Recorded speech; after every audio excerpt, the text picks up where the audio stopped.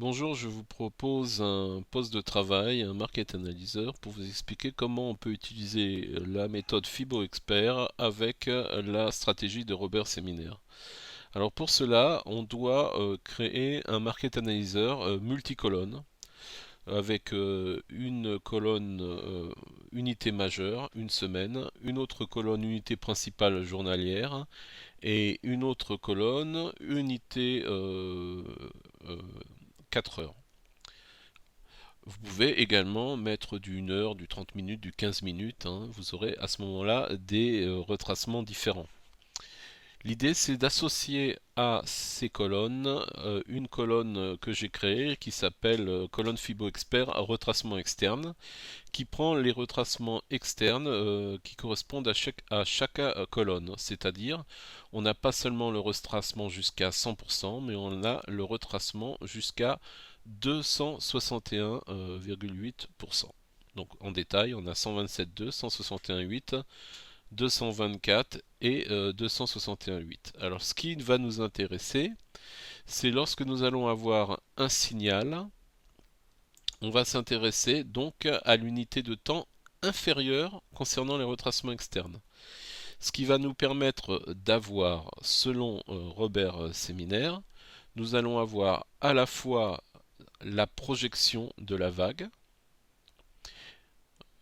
et nous allons avoir également les retracements externes de la correction qui a précédé donc cette vague d'impulsion qui est en train de redémarrer. Donc là, vous voyez que nous avons eu une correction.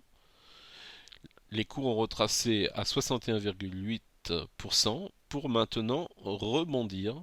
Et donc, l'objectif est soit 161,8% de cette vague à partir de ce point-là, soit 100%. On aurait donc une vague à AB égale CD.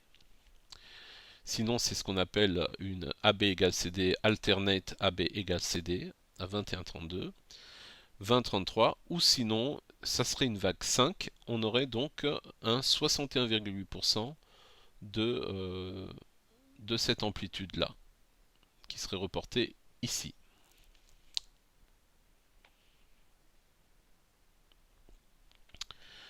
Alors, Robert Séminaire nous dit comment choisir l'objectif.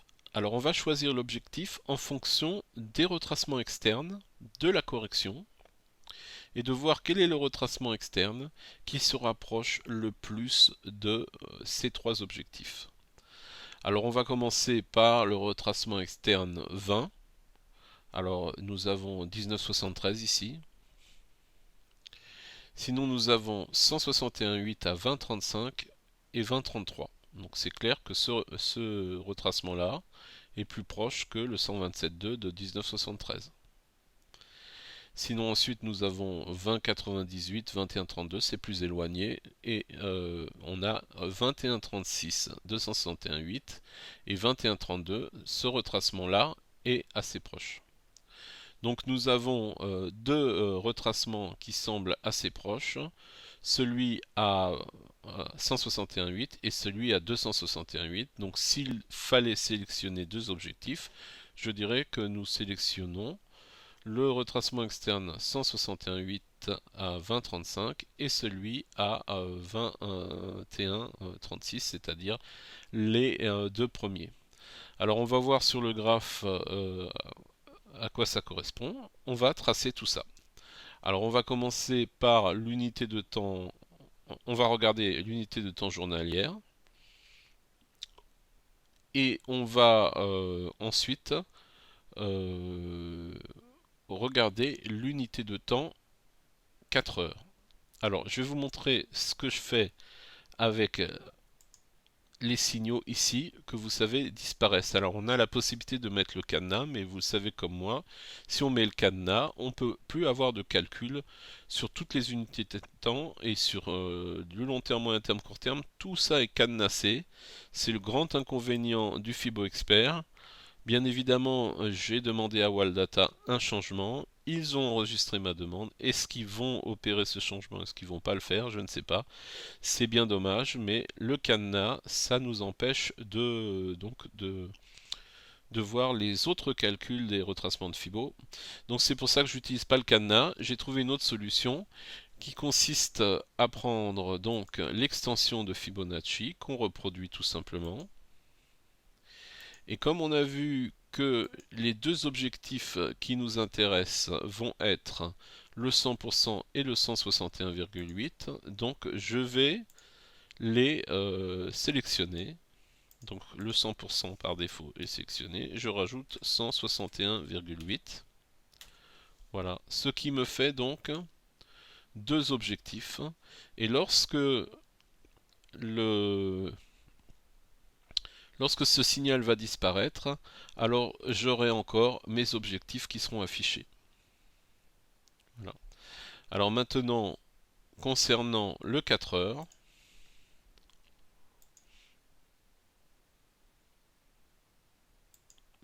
là aussi, on va tracer les retracements externes pour qu'ils soient mémorisés. Et donc, on fait de la même manière. Je vais vous montrer comment. Donc, on trace les retracements externes en manuel. On a noté que ceux qui sont intéressants sont le 161.8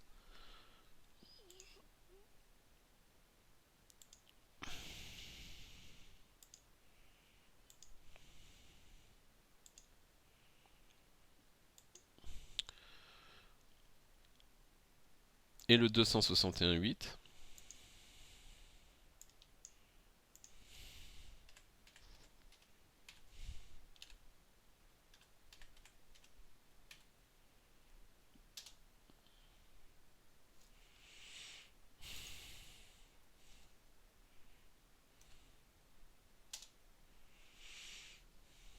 Voilà.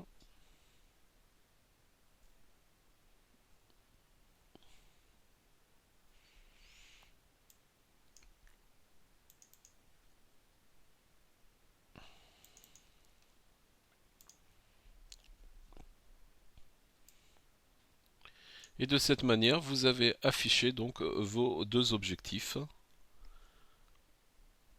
Et même lorsque le retracement Fibo Expert va disparaître, vous aurez vos objectifs et vos zones de potentiel reversal zone qui seront affichées.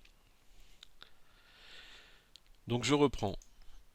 On commence par analyser le Market Analyzer. On voit les signaux. On regarde sur l'unité inférieure si on a les retracements externes qui sont affichés. On regarde ceux qui sont les plus proches et on les sélectionne ensuite sur le graphe et on les mémorise sur le graphe pour qu'ils soient affichés de telle manière que nous ayons les objectifs et les zones de potential reversal zone qui sont dès lors enregistrés et on surveillera alors les signaux de retournement. Alors il nous manque les retracements internes à compléter. Alors c'est bien de regarder sur l'unité de temps supérieure s'ils apparaissent. Donc là je ne les ai pas étudiés parce que je ne les ai pas vus, hein. Donc vous voyez qu'on a un plus haut ici à 21,19. Il y a des... Voilà, je n'ai pas trouvé 20,33, 21,32. Vous voyez, je n'ai pas trouvé quelque chose qui se rapprochait pour le retracement interne. Donc j'en ai trouvé que deux. Il peut arriver qu'on trouve les trois correspondances.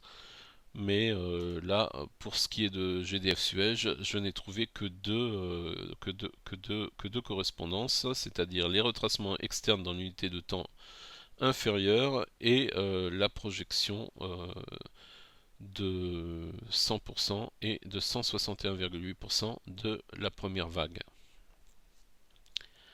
Voilà, je vous remercie.